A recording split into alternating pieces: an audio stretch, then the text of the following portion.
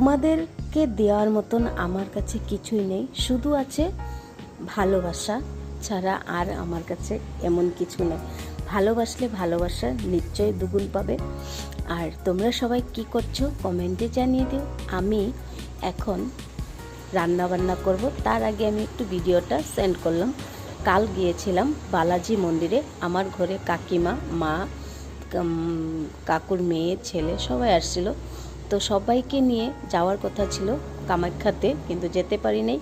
কাল নিয়ে চলে গেছিলাম বালাজি মন্দিরে। আচ্ছা, ওয়েস্ট বেঙ্গলে আমার যতগুলো বন্ধু আছে, তোমরা গুয়াহাটিতে আসলে বালাজি মন্দিরে নিশ্চয় যাবে, আর মা কামাখ্যা দর্শন তো করবেই, সেটা তো জানেই। আর বালাজি মন্দিরের সামনে মানে পার্কের মতন অনেক কিছু জায়গা আছে, এখানে রেস্ট করা যায়, ফটো ওঠা যায়, অনেক কিছু। বাট তুমি বালাজি মন্দিরে ভিতরে ফটো ওঠা মানা, নিষেধ। তো কয়েকটা দিদিভাই আমার মেসেঞ্জারে বলছো যে দিদিভাই আজকাল আমার পরিবারে কেন আসো না?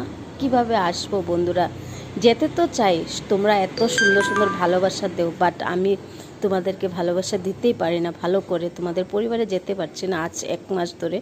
কারণ বিয়ে ছিল, বাড়িতে গেছিলাম, বাবার বাড়িতে নাম কীর্তন ছিল, তারপরে আলহী আসলো ঘরে।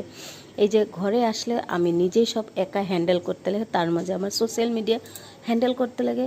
আমি আবার বিকাল টাইমে টিউশন পড়াই, সব কিছু নিজের হাতে করি বন্ধুরা।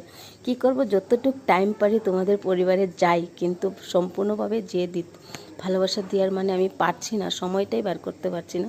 তাই কেউ খারাপ পাবে না, সব কিছু ঠিক থাকলে আমি তোমাদের পরিবারে যাব। আর আমি কাউকে ভুলি নাই, সবার পরিবারে দেখি, বাট আমি সময়ই পাচ্ছি না যে তোমাদেরকে অল্প অল্প গিয়ে ভালোবাসা দিব।